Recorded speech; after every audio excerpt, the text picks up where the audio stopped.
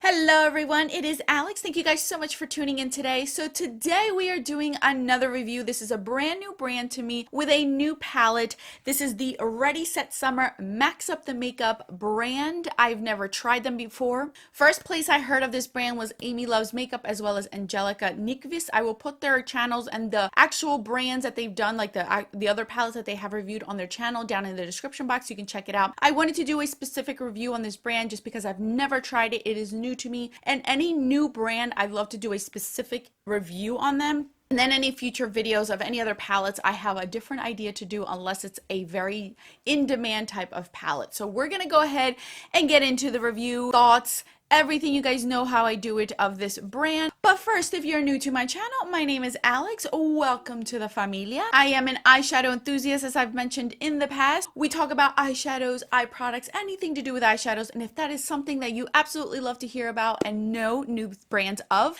I would maybe recommend you subscribe and join the familia. But now, without further ado, let's get into the review. So let's get right into the review. So this palette is by the brand MaxUp the Makeup. I always get that brand name mixed up because there's so many Maxes in there. MaxUp Makeup. But anyway, the name of the brand is MaxUp the Makeup. As you guys know, I had purchased this back in June, I believe, May, June, around there. I bought this palette as well as a different one, but I did want to come on here and do a specific review since it is a new brand to me. I wanted to share my thoughts, and going forward, I will share the other palette in a different type of video that I do have. So this palette is $25. It is still available on their website. You can get a bundle deal if you purchase this one and their Flower Child one, which is what I did, plus a discount on top of that. There is affiliate codes out there. I know Amy Loves Makeup has an affiliate code, and I believe Angelica Nikvis does have a coupon code, affiliate code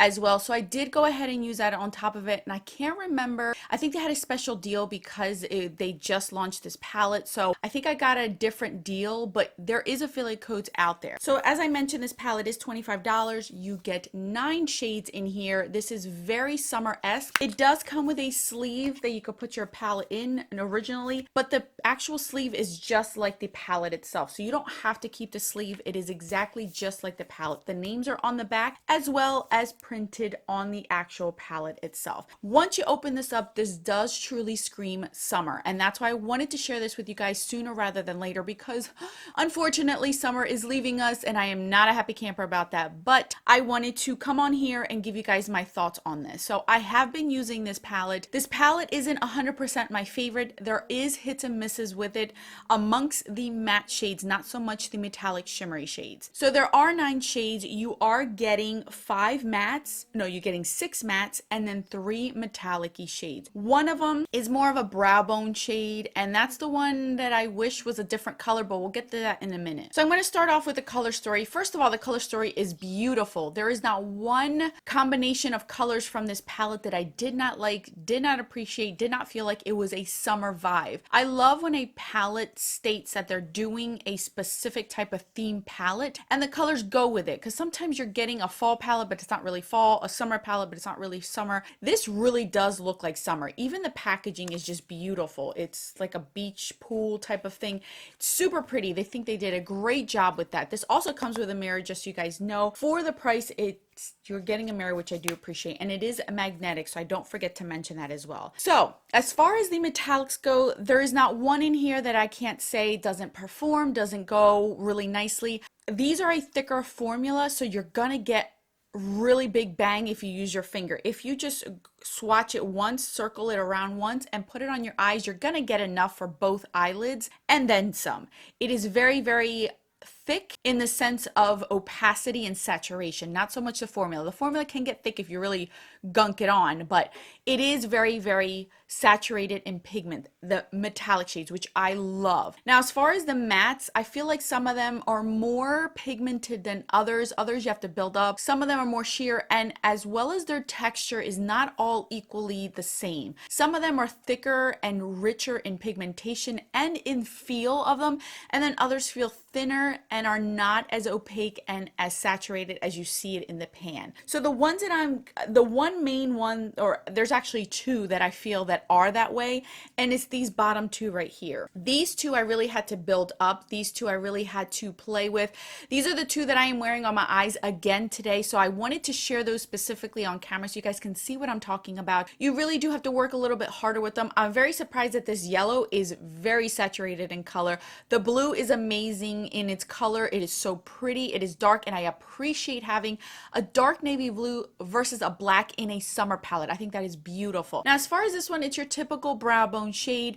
My thing is, if I were to change anything out of this palette for my personal preference, not that it's anything wrong with the palette, I would probably take this one out and I would actually add another metallic shade in a peachy pink. I feel like that's the one thing that is missing in this palette, is a metallic peachy pink. In order for me to get the look that I have on today, I had to mix colors in order to achieve that, which obviously you could still get with mixing and matching. You guys know I am such a fan of mixing and matching together eyeshadows, just like some people love to mix and match lip products to concoctions of lip products. I do concoctions of shadows. So that's what I did today to do this. I'll get to the actual tutorial in a second. So like I mentioned, not everything is created equal in this palette as far as the mattes goes, but that doesn't mean you can't get to what you want. This palette, you guys know I have those categories of beginner, intermediate, and as expert. I feel like this falls in between the beginners and intermediate, just because some shades are a little bit easier to build up and then other ones are very potent and in your face, so you have to be careful. So you kind of have to know the actual formula, feel the texture before you go into it. And like I said, I already pointed out the two main ones that I feel are a lot thinner in consistency, a little bit drier than the rest of them, and you do have to build them up a little bit more. So let's get into the tutorial or the demo so you guys can see how I achieved this look and how these eyeshadows perform on the eyes. So the first shade that I went in with is Reef. This is a burnt orange shade, super beautiful, but again, this is one of those ones that are drier in texture, so you do have to build it up. I swirled my brush in there more than I normally would in order to achieve the actual shade that I did get on my eyes. Then I went ahead and went in with Bikini. Out of all the shades, Bikini I feel like is the driest and the one that doesn't come out as much purple as I wanted it to. It comes out more of a fuchsia shade. It has a little bit more, has a pink undertone to it, so the pinks come out more because the purple is not so potent in this shade.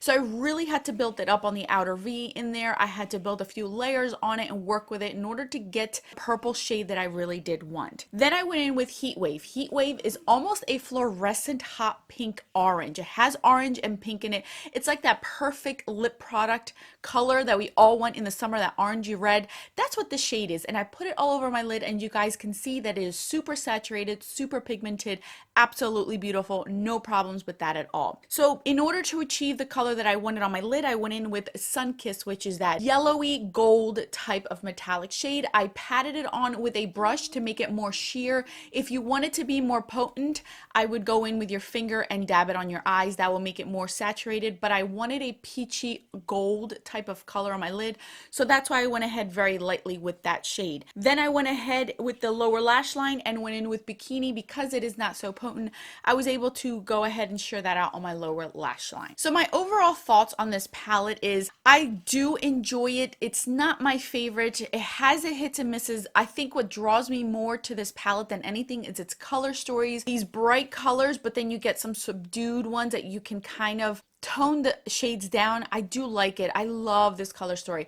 As you guys know, most brands that I try that are brand new, I tend to purchase two palettes because sometimes one palette is better than the other. The formula may vary in different palettes. So that's my thing that I have in the back of my mind. You will hear about the other palette in a future video because I do like to try two palettes per new brand just so I can get a real good feel of the actual brand itself. So this palette, who would I recommend this to? This is for somebody who wants a summer palette, who wants that you don't want a huge palette with a bunch of bright, bold rainbow shades. You want a curated, small palette, travel friendly, with a mirror. You still get your toned down shades, your everyday shades. Like, I feel like this is an everyday shade. That's an everyday shade. That's an everyday shade.